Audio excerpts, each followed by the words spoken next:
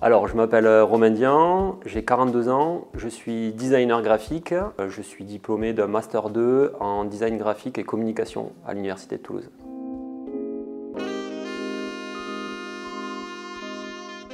Il est un peu particulier, mon parcours scolaire, donc on va partir de la période bac éco à l'époque, option maths. Ensuite j'ai bifurqué sur un BTS communication visuelle. Du coup j'ai eu l'opportunité de trouver un stage à l'époque et de rentrer dans une agence dans la continuité. Donc j'ai pratiqué le design une petite dizaine d'années. Suite à ça j'ai décidé de passer un master parce que je voulais rééquilibrer un peu mes compétences et mes connaissances surtout en la matière. Et donc j'ai obtenu un Master 2 quelques années plus tard. Et entre-temps, j'ai fondé le studio Asenso, donc, dans lequel je pratique à ce jour. Il y a eu deux périodes dans mon parcours à travers le studio Asenso. Une première partie où donc davantage en indépendant, où je faisais de la création, mais aussi de ce qu'on appelle de l'exécution dans notre métier. Donc c'est-à-dire qu'il y avait déjà un cahier des charges et une direction déjà pensée, conçue, et je devais appliquer en fait cette direction-là. Donc c'est là où moi j'ai eu une certaine frustration, et donc du coup sur la deuxième période, là j'étais vraiment en contact avec le client. Et j'ai à ce moment-là aussi participé en fait à la conception, à l'élaboration du cahier des charges, donc ce qui vient avant la phase de création d'un projet. Et donc après, peu importe les périodes, je suis toujours intervenu sur les mêmes domaines d'intervention, donc sur de l'identité visuelle dans un premier temps, donc la conception de logos, de systèmes graphiques qui permettent de faire identité, et aussi bien pour des acteurs privés que pour des acteurs publics. Et aussi un deuxième domaine d'intervention qui était du design d'édition, ce qu'on appelle éditorial, de l'édition en fait de supports imprimés notamment et aussi numérique, donc un peu de web design. Là j'intervenais sur la conception de maquettes, la composition, des choix typographiques, etc.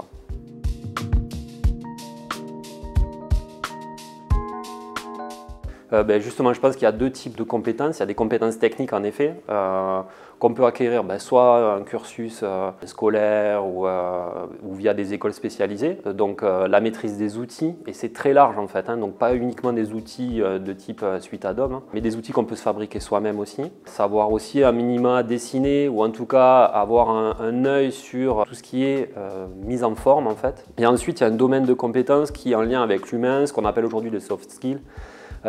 Qui est davantage en fait avoir un esprit d'analyse, l'observation, l'écoute aussi, qui est primordial parce que c'est ce qui nous permet après ensuite d'enclencher la phase de création en fait. Donc d'éditer en quelque sorte un cahier des charges et de retranscrire ça de façon visuelle.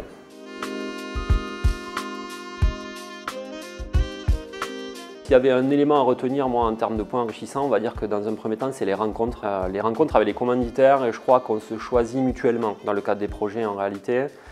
Donc les rencontres, et c'est ce que j'en retire systématiquement à travers les projets qu'on peut mener. Et puis dans un deuxième temps, l'apprentissage perpétuel en fait, c'est-à-dire qu'on est sans cesse en train d'apprendre dans notre métier parce qu'évidemment il évolue aussi. On apprend donc en termes techniques à travers les logiciels parce qu'ils évoluent, mais aussi en termes humains, en termes de connaissances, de culture générale. En fait, c'est ça qui est intéressant aussi, c'est que le design graphique est une porte d'entrée dans un univers.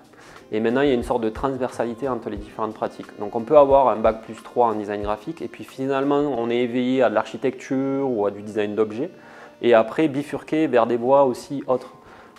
C'est des choses que je vois aussi assez fréquemment, ou sur de la vidéo, ou sur vraiment d'autres sujets complètement différents. Mais en tout cas, le background en design graphique a permis de se faire un œil, de se faire un regard sur la pratique, quoi. On est sur ces deux grands types de points positifs pour moi à travers notre pratique. Ouais.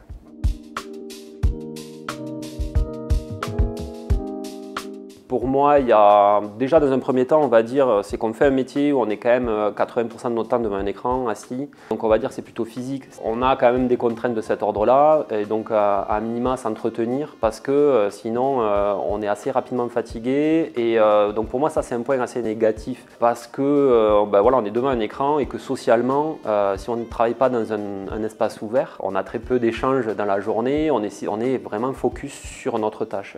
Le deuxième point négatif, s'il doit y en avoir, avoir un, pour moi, c'est la reconnaissance de notre pratique, en tout cas à l'échelle nationale, parce que dans d'autres pays européens, c'est peut-être moins le cas. Dans le cadre des commandes, ça arrive pas systématiquement, mais assez régulièrement, que notre parole et que notre savoir est remis systématiquement en question. Alors du coup, ça permet de porter le projet un peu plus loin. Mais en tout cas dans notre équipe, on a tous un master et on a des compétences qu'on a mises en pratique depuis de nombreuses années. Et on a besoin d'une relation de confiance avec le commanditaire. Et donc ça se gagne en fait avec du temps, mais c'est toujours très fragile. Voilà, donc c'est vraiment ces deux aspects-là qui pour moi sont compliqués à gérer. Ouais.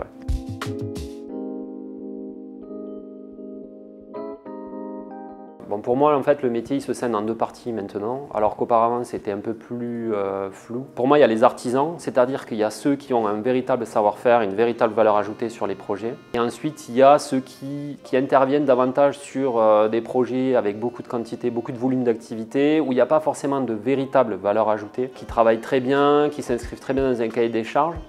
Mon appréhension, c'est que cet univers-là disparaisse petit à petit, et notamment à cause ou grâce à l'intelligence artificielle en fait. Parce qu'elle va prendre le relais elle prend déjà le relais en réalité, sur différentes interventions qui n'ont pas forcément de valeur ajoutée, comme certaines retouches photos. On le voit nous déjà à notre échelle sur notre territoire, certains acteurs publics ont déjà mis en application l'IA pour générer du visuel et des campagnes grand public en fait. Donc il y a certaines pans par exemple de l'illustration qui est vouée à disparaître parce que l'IA fait ça, alors pour nous grossièrement, mais en tout cas elle répond à différentes contraintes assez facilement. Économiques parce qu'il faut que ça aille très vite, visuel si on veut, ou en tout cas esthétique, ça fait le travail. Voilà, donc je pense qu'il faut aller sur où est-ce que j'ai de la valeur ajoutée. Voilà. On revient, et c'est le paradoxe, à une dimension artisanale de notre pratique, c'est-à-dire on revient à du fait main. On le voit sur du lettering, donc de la lettre peinte sur des enseignes, sur des vitrines de boutiques. En impression, on le voit sur du letterpress, sur donc des vieilles machines offset sont réutilisées. Elles étaient enfermées dans des hangars il y a quelques années. Sur de la risographie, sur différentes techniques d'impression où là il y a un marché qui reste de niche mais qui se développe aussi. Donc je pense que s'il y a des cartes à jouer, c'est à ce niveau-là que ça se passe.